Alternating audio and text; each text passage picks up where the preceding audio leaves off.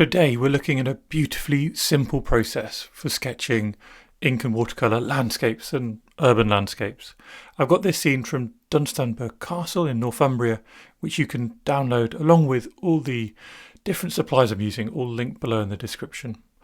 And I'm starting with mapping out my scene, and the key part of my scene is of course this ruined, fascinating castle.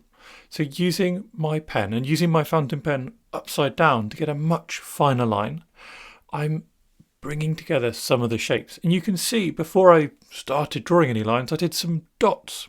Now these simple dots allow me to kind of test where I'm going to place my line. The dots are representing the peaks of the various bits of this ruin, as well as the edges.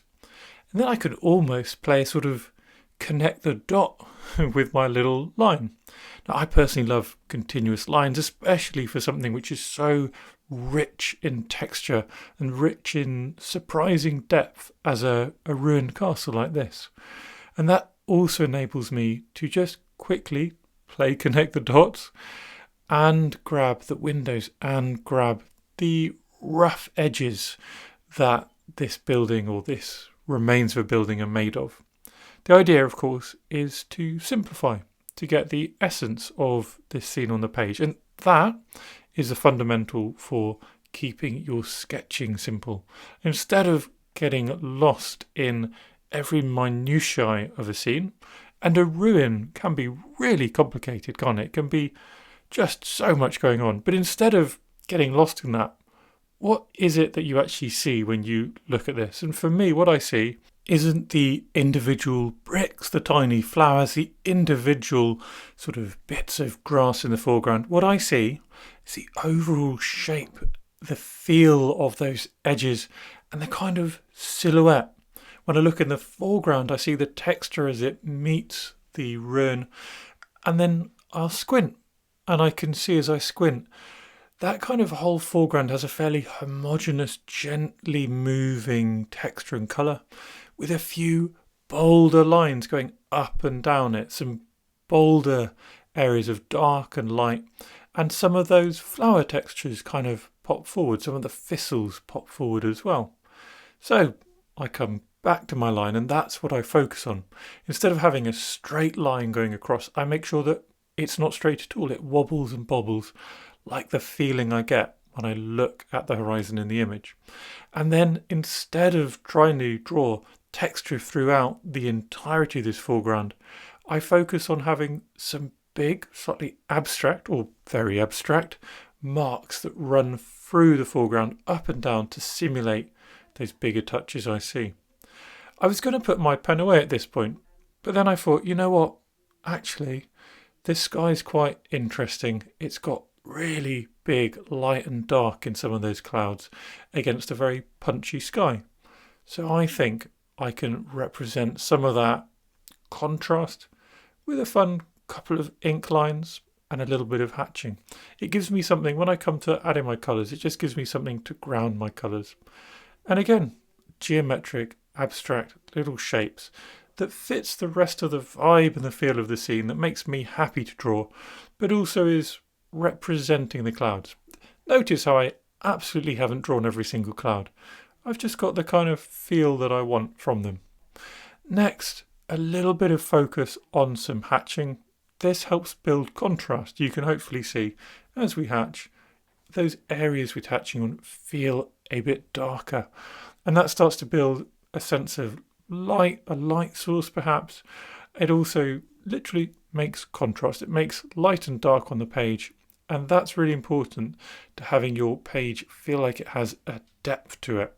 If everything is just mid-tone or light, then it just lacks a little bit of a punchiness, a little bit of interest. Or at least I think that's for me to say, that that's certainly the case for me. I think it is the case for most people as well. Using my pen the right way around for a little bit, you can see we get much bolder lines, and that enables me just to fill in the darkest contrast. Again, if you just squint at the reference photo, you'll be able to see that those windows really pop out at you, as does the doorway. So having a bit more bold, deep dark in there, I think helps the sense of accuracy. It helps our image, and it just makes things look a little bit more exciting and dynamic before we even get to the colours. It's worth spending a little bit of time on this phase as well, and just gently moving around the image to find some of the key edges, make them feel a little bit bolder, and then take a step back and just look at the balance within your image. And for me, there's something missing from the foreground, so this is my opportunity to come back and just add a little bit more dynamism to the foreground. And what I'm doing here is suggesting a couple of these thistles, little flowers, pokey little leaves, and then joining it up to make it feel connected to the rest of the scene. I think as well it's a fun touch to then add your signature within those lines when you're doing a continuous line. The next part of my process is to add that colour, and I really love starting with the sky. As soon as you add some crisp blue, and here we've got cerulean blue along with a little bit of lavender and a little bit of cobalt blue, those crisp blues really make your subject pop forward.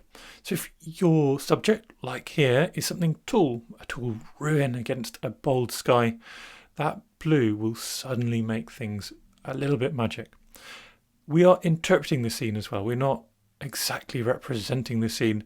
So I'm using a wet on wet approach to make those blues mingle, give them fun textures, and that's my representation of what is going on in that slightly chaotic sort of sky, all the little clouds with their shadows. I'm using a wet on wet watercolor first approach to creating that, letting these blues and the little bits of dark is a little bit of Payne's grey, letting them mingle. That movement is my version of that sky. And when you're simplifying, doing a simple watercolor process, discovering your version, your shorthand is a really important thing. Here I'm using a bit of Lunar Earth. Now Lunar Earth is a Daniel Smith pigment which is highly granulating. That means it leaves lots of granules, little dots on the page when you paint with it. That is my little nod to the textures going on. The soft textures in the foreground with a mix of the Lunar Earth and a bit of Hansi yellow medium, and just Lunar Earth for now in the bricky, stony ruin.